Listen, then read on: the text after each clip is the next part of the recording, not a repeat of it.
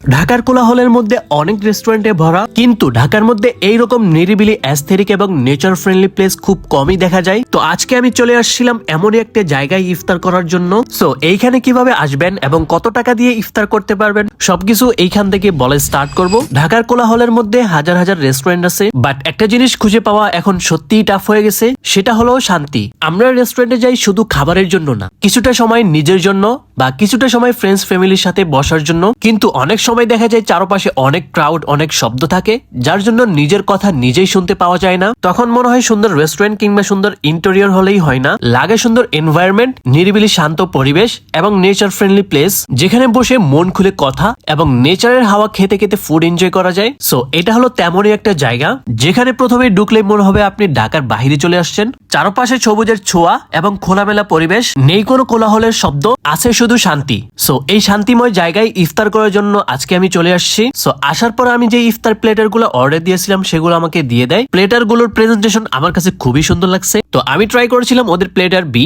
যেখানে ছিল Mexican rice, barbecue chicken, vegetable, pasta, ডিম চপ, খেজুর, কমলা এবং পেয়ারা। সো আমার কাছে এই প্লেটারটা খেতে খুবই মজার ছিল। অন্যদিকে আরো দুইটা প্লেটার ছিল, সেগুলো হচ্ছে প্লেটার এ এবং প্লেটার সি। আর এই প্লেটার গুলোতে আপনারা পেয়ে যাবেন 10% ডিসকাউন্ট, যা থাকবে 25 রমজান পর্যন্ত। সো এইরকম পরিবেশে ইফতার করার এক্সপিরিয়েন্সটা আমার কাছে খুবই ভালো ছিল। যারা খাবারের সাথে ভালো একটা পরিবেশে সময় কাটাতে চান, তাদের জন্য এই জায়গাটা একদম পারফেক্ট চয়েস হবে। রেস্টুরেন্টের নাম হচ্ছে গল্পবাড়ি, আর এটার লোকেশন হচ্ছে উত্তরা সেক্টর 17, শান্ত মারিয়াম এবং ওয়ার্ল্ড ইউনিভার্সিটির একদম পাশেই। আরো ইজি করে বলতে হলে উত্তরা সেন্টার মেট্রো থেকে নতুন বউবাজারের রোড দিয়ে একদম সোজা হাঁটলেই 6 নম্বর ব্রিজ দেখতে পারবেন। ঠিক তার পাশেই হচ্ছে Golpobari restaurant. So yeah, that's all for today. Thanks for watching. Tata, take care. Allah Hafiz.